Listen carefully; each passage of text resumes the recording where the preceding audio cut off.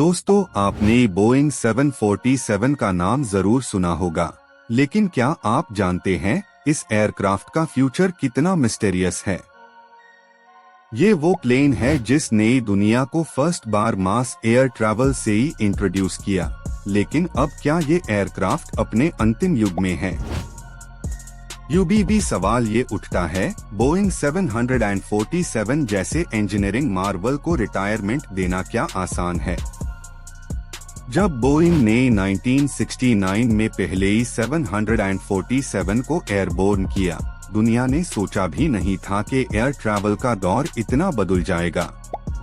आपको हैरानी होगी, बोइंग 747 को बनाने में कुछ 6 मिलियन पार्ट्स इस्तेमाल हुआ ही थे। हर पार्ट एक इंजीनियरिंग चैलेंज था। एक छोटी सी बोल्ट से लेकर मैमथ इंजन्स तक सब कुछ प्रिसिजन की साथ डिजाइन किया गया था।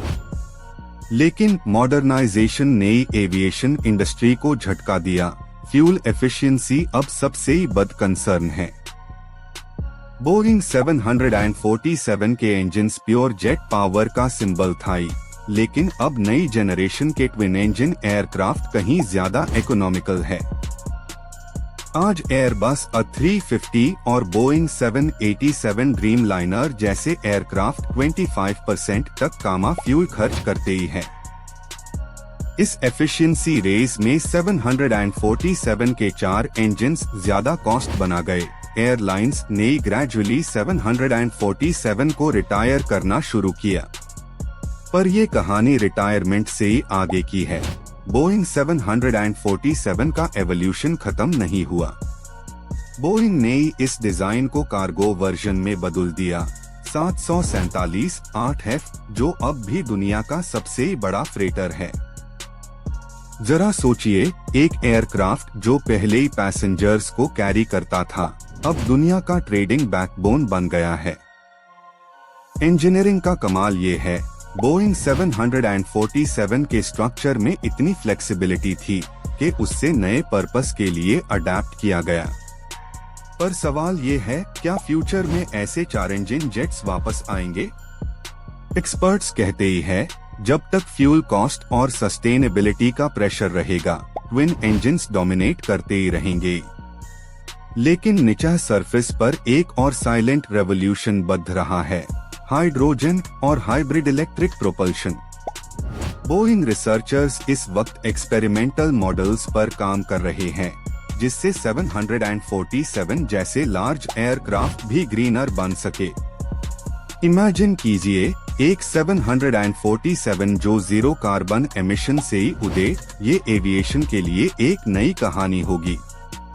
इंजीनियर्स इस डायरेक्शन में advanced cryogenic hydrogen storage systems test कर रहे हैं।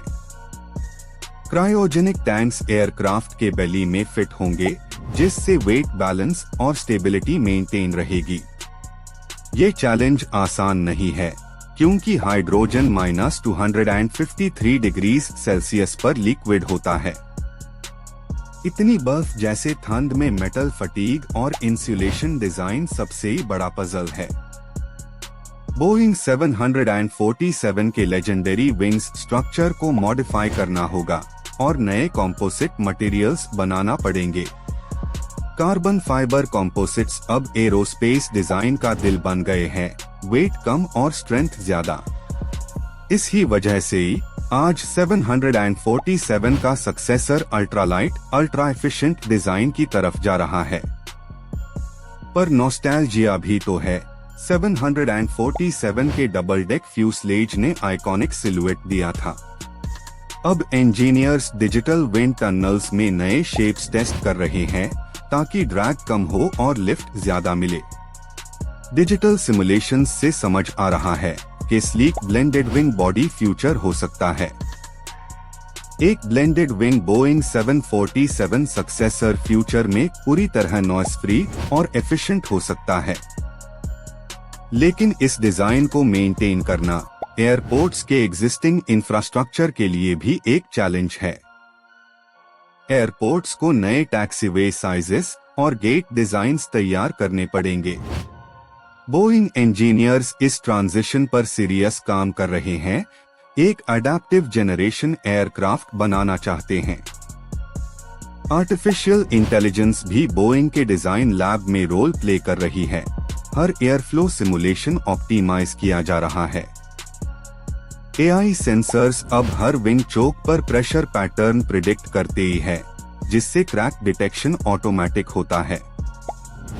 इस तरह से मेंटेनेंस कॉस्ट और डाउनटाइम ड्रामेटिक तरह से रिड्यूस हो सकते ही है। 747 के कॉकपिट को भी डिजिटल ग्लास इलेक्ट्रॉनिक्स से रीडिजाइन करने का प्लान है। ऑटोनॉमस फ्लाइट असिस्ट सिस्टम इस नए वर्जन का हिस्सा बन सकता है। आप सोच रहे होंगे ये सब इनोवेशन कब रेडी होगा? इंडस्ट्री एक्सपर्ट्स के मुताबिक 2040 तक hybrid wide body airliners market में आ सकते ही है। अगर ऐसा हुआ तो बोइंग 747 की लेगेसी वर्चुअल फॉर्म में फिर जी उठेगी। पर कुछ लोग कहते ही है बोइंग 747 सिर्फ एक एयरक्राफ्ट नहीं, एक इमोशन है। जेट स्पॉटिंग कम्युनिटी अब भी 747 के टेक ऑफ रोल को एक सिनेमैटिक मोमेंट समझते हैं। वो डीप रोर, वो ग्रेसफुल लिफ्ट हर इंजीनियर के लिए एक प्राउड मोमेंट होता है। मैकेनिकल डिजाइन और ह्यूमन इंजेन्युइटी का परफेक्ट ब्लेंड इस एयरक्राफ्ट में दिखाई देता है। बोइंग के इंजीनियर्स जानते हैं लेगेसी को प्रिजर्व करते ही ह्यूई नए दौर की तरफ बढ़ रहा है। एक युग खत्म हो रहा है, लेकिन नए युग की मॉर्निंग्स बोइंग 747 के नाम लिखी जा रही है। दोस्तों, इस एयरक्राफ्ट ने सिर्फ सफर आसान नहीं बनाया, बल्कि एरोस्पेस इंजीनियरिंग को रीडिफाइन किया। तो जब आप नेक्स्ट बार एयरपोर्ट से ही गुजरे, एक पाल बोइंग 747 के लिए रुकिएगा, क्योंकि ये एयरक्राफ्ट सिर्फ लोहे का ढांचा नहीं, ये एक इंजीनियरिंग फिलॉसफी है। और ये फिलॉसफी हमेशा जीती रहेगी, नए डिजाइन्स और नए दौर में। बोइंग 747 का सफर खत्म नहीं हुआ, सिर्फ नए चैप्टर में बढ़ रहा है। आप क्या समझते हैं, क्या 747 वापस एक ग्रीन जायंट के रूप में लौट सकता है? कमेंट्स में हमें जरूर बताइएगा, क्योंकि फ्यूचर ऊपर आकाश में लिखा जा रहा है। और एक बात याद रखिए, इंजीनियरिंग का असली कमाल कभी रिटायर नहीं होता।